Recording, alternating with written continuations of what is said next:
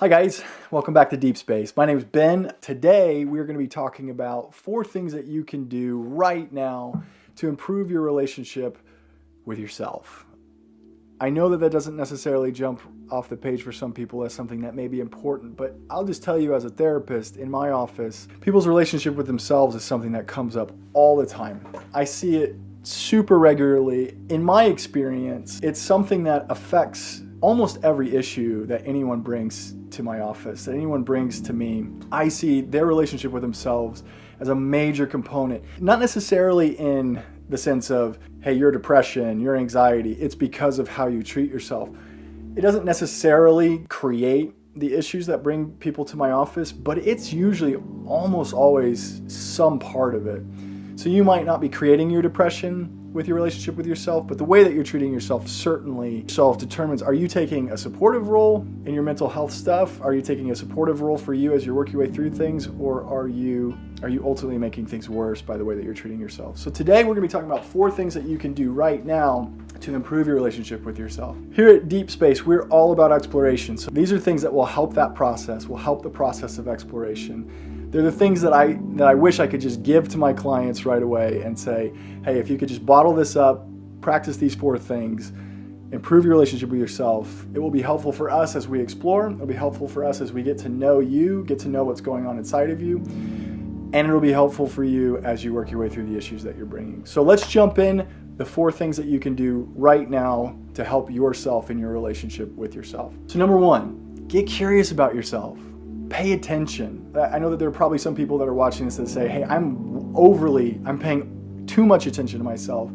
We're not talking about obsession. We're not talking about rumination. We're talking about just paying attention to what's going on beneath the surface, listening to the messages that you're receiving from yourself, the feelings that you've got, allowing your focus to go beneath the surface and welcoming whatever you find there, listening to what's going on in a way that is accepting, listening to what's happening inside of you that allows you to just pay attention. You would be shocked at the number of people that I work with that seem to have zero curiosity about what's going on beneath the surface for them. There are people that resist that idea. They don't want to know. They don't want to listen. That stands in the way of getting to know you, and it can really be detrimental if you're trying to figure out, hey, what's going on with me?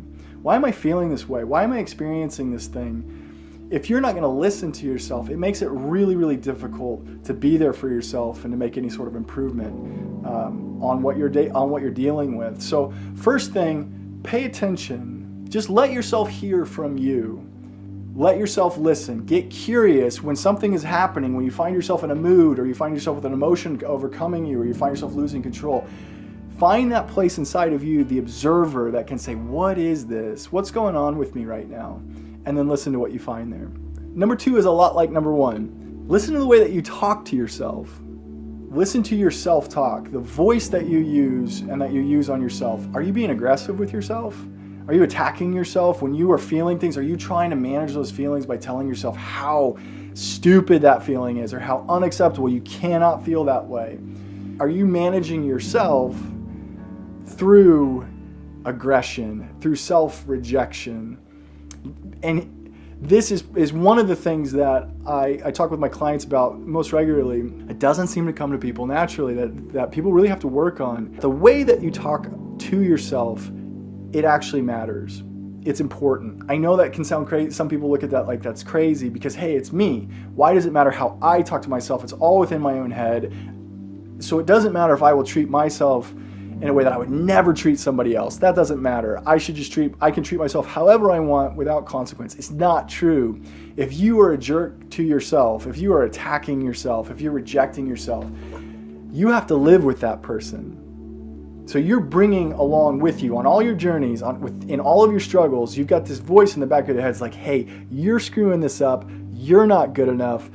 That voice is a great thing to explore in therapy, where that comes from, whose voice that actually is. It's probably not yours, and it's definitely not productive. So pay attention to the way you treat yourself, pay attention to the way you talk to yourself. So number 1, get curious, and number 2, how are you treating yourself? How are you talking to yourself? And see if that's something that you can adjust. Okay, number 3, practice self-compassion. Treat yourself well. Practice compassion. think of yourself in similar terms as you would think about someone else that you care about. Be there for you in the way that you would be there for your roommate, or the way that you would be there for your child, or the way you'd be there for your brother or your sister. Treat yourself the way that you would treat some of those people, assuming that you treat those people well. If not, treat those people well. That's an important thing too. But practice self-compassion. When stuff comes, as we're working on exploration in deep space, as we're trying to explore what's going on inside of us, if your exploration is being done from a perspective of when I find it, I attack it, it's really not going to, the stuff inside of you is going to hide. You're not going to have access to what's going on inside of you because you're a jerk and you're mean to you. So that stuff that's elusive, that stuff that's deep beneath the surface, that stuff of like, how am I actually doing? What is this actually about for me? Is going to resist being found because you're not kind to it. You're not listening to it with any sort of acceptance. So you're not going to find it. So if you want to explore you want to find out what's going on beneath the surface, do it with grace, do it with kindness, do it with acceptance.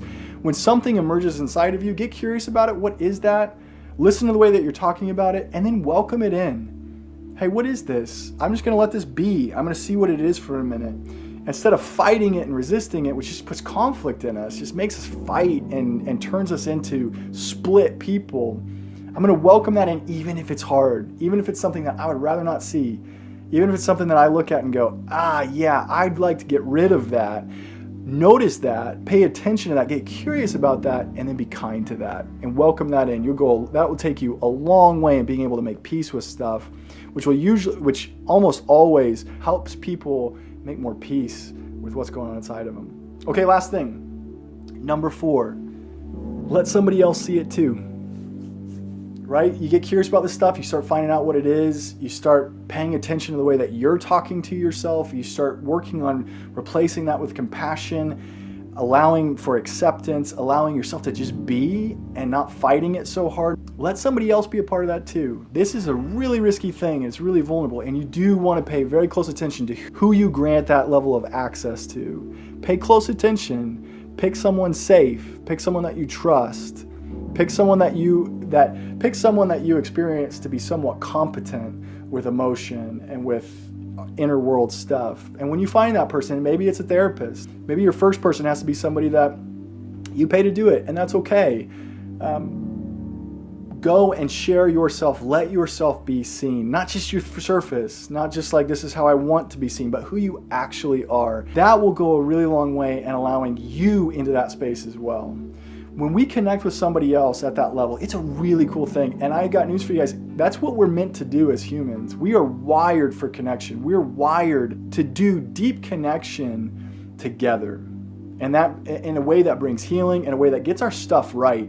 When you got stuff going on inside of you that you look at and go, ugly, I don't like it, not helpful. When you look at it and you say, this is stuff I want to get rid of, our tendency with that kind of stuff is to hide it and to run away from it and to suppress it and to definitely not let anybody else see it. What we want to do is we want to bring other people into that space, let them see it in a way that actually makes a positive difference on that stuff in the first place. When you hide it and you try to reject it, you just actually end up making it worse. It typically gets bigger because now you got that stuff that you're working on, that stuff that you don't feel good about, and now you've wrapped it up in a nice layer of shame wrapping paper, and that doesn't help at all.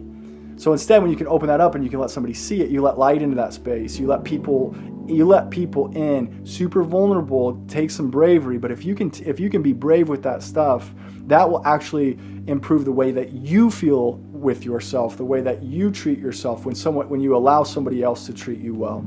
Make sure it's somebody who treats you well. Make sure it's somebody who respects the sacredness of that space. But then when you find that, let them in. So the 4 things: get curious about what's going on inside of you. Pay attention. Listen. Number 2, pay attention to the way that you're talking to yourself.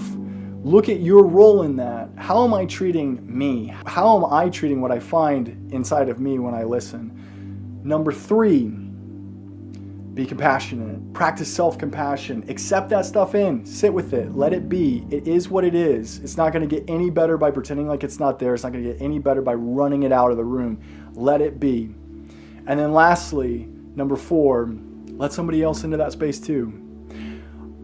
That's what we're all about here at Deep Space. I hope that we can explore those spaces together. I think you're great. I think you're awesome. Be good to you. Listen to you well. Let's keep exploring. Let's keep exploring what makes us who we are. Let's explore who we are and get to know ourselves in a way that helps with the stuff that is not working well, to be able to replace that stuff with peace. I'm with you guys in that. I'm in your corner. Thanks for joining me. If this is something that you're into, or if you know anybody else that would be, hit like, subscribe. You're welcome to interact with us in any of those platforms that are listed below this video. If you have any questions for me, shoot me questions at any of those addresses. You are more than welcome. I would love to hear from you, and potentially even use your question for an upcoming episode. So thanks for being with me. Again, my name is Ben. This is Deep Space. We love doing this with you. We love having you here with us. Can't wait to do it again soon. Thanks. Bye.